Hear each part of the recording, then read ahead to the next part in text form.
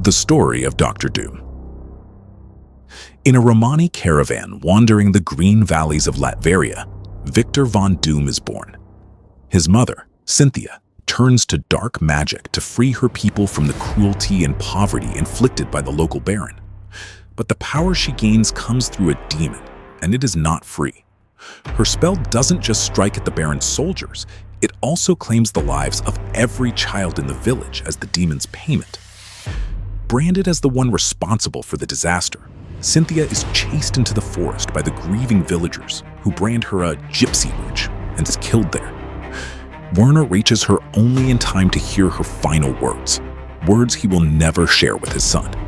Not long after, the baron's wife dies of a terminal illness, cancer. Werner, the village healer, could not save her. The baron, blind with grief and rage, blames him and sends soldiers after him. Werner takes young Victor and flees in the dead of night. What begins as a late autumn escape turns into a deadly winter trek through the mountains. After days of hunger and cold, Werner uses the last of his strength to wrap his own coat around his son. The next morning, Victor wakes to find his father frozen inside him. Victor returns to the caravan, though there is a moment where the tribe considers casting him and his father's memory out. The boy's unsettling intelligence and iron will silence any doubt. No one dares question his family's name again. Over the following years, his one true friend within the tribe is Valeria, his childhood love, and the only person who stays close to him even in his darkest moments. But Victor's true obsession remains the truth behind his mother's death and the fate of her soul. Recognized for his extraordinary intellect, Victor is offered a scholarship to Empire State University and leaves Latveria behind for America. There, he meets another brilliant young student, Reed Richards. Victor holds Reed's disciplined, collaborative approach in contempt. He cannot tolerate having his vision questioned. Victor treats campus life and what he sees as the shallow concerns of ordinary American students with deep disdain.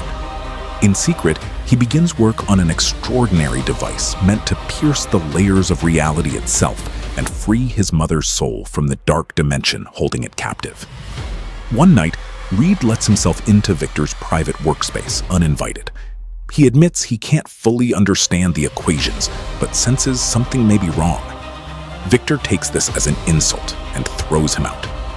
The night he activates the device, with the help of his classmate Kurtz, something goes catastrophically wrong. The explosion levels the lab, costs Kurtz an eye, and leaves Victor unconscious for days, his face burned beyond recognition, requiring him to be wrapped head to toe in bandages. The university dean visits his hospital bed, only to inform him he's been expelled.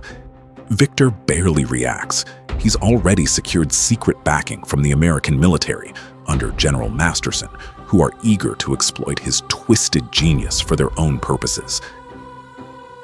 For a time, Victor continues his work using the military's resources, but eventually he decides he will not let his creations fall into their hands. He burns his own lab to the ground, fights off the soldiers, and flees. Valeria travels to America to find him, hoping to pull him back from the darkness consuming him. But the danger following Victor catches up with them both. A traitor from his old Romani clan, Christos Malachi, has sold his location to both the Baron and the Russians working alongside him. In exchange, Christos lures Valeria into a trap, helping have her taken hostage. When Victor comes to rescue her, a violent firefight erupts in the streets. In the chaos, an old man who had seemed like nothing more than a drunk, homeless drifter, Otto, steps in. He turns out to be a monk from a hidden temple deep in Tibet who has been secretly watching over Victor all along. He takes a bullet meant for Victor and is mortally wounded. With his last breath, he reveals where he came from, a sacred temple high in the mountains. Victor sends Valeria home for her own safety and, alone, follows Otto's dying words eastward into the mountains. After a months-long, grueling journey, Victor collapses unconscious in a snowstorm and is carried to the ancient temple. The monks nurse him back to health over the course of weeks. When he wakes, having survived what should have killed him, he's greeted with astonishment and celebration. During his time at the temple, Victor absorbs centuries of accumulated alchemical knowledge, discipline, and martial skill, and quickly surpasses even his teachers. He designs armor of his own, advanced technology woven into its inner workings, its outer surface sealed with an enchantment to shield him from the demon's reach. But the defining moment comes with the iron mask meant to cover his face. When the monks ask if he wishes to be warned should it cause him pain, Victor refuses flatly. Pain is for lesser men. From this day forward, I will know none. He asks for the mask not out of impatience, but with deliberate resolve, and presses it to his face by choice. This is not an accident. It is a conscious act of will, a rejection of his own humanity in favor of something he believes lies beyond it. From that moment on, Victor Von Doom is gone. Only Dr. Doom remains. Returning to Latveria in his armor, Doom's first act is to find Boris, his late father's old friend. With Boris's help, he sends word throughout the land, and in a hidden, abandoned village, an armed rebellion begins to take shape. He builds and perfects his robotic soldiers over the course of the campaign itself. He doesn't arrive from Tibet with a ready-made army. He forges his power through the fighting. As his forces grow, so does the frequency and ferocity of his assaults, driving the king's men from town after town. He eventually reaches the royal palace. The king tries to flee, but Doom corners him in a cathedral and strangles him with his own hands. Latveria is his. Once he takes the throne, Doom performs a secret ritual deep beneath his castle to summon the demon holding his mother's soul captive.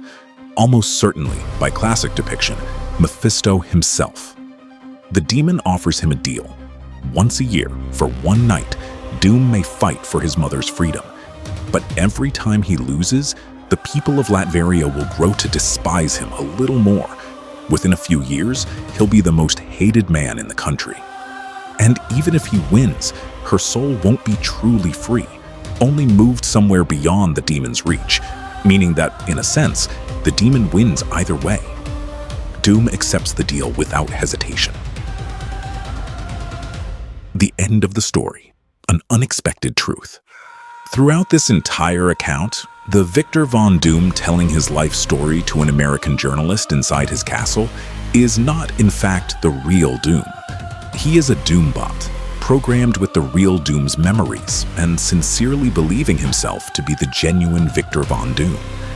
At one point, while his true master was occupied elsewhere, this very robot even ruled Latveria in his place. Its degree of humanity has grown so convincing that even the real Doom cannot bring himself to destroy it. The journalist, piecing together the interview along with testimonies gathered from prisoners held in the dungeon, prepares to publish what she believes is the story of a lifetime. But Boris reminds her of the deal she agreed to. Anyone who enters the dungeon and learns Doom's secrets never leaves it alive. Despite her desperate protests, Boris apologizes and locks her away in a cell. The story ends with her final scream echoing over the castle.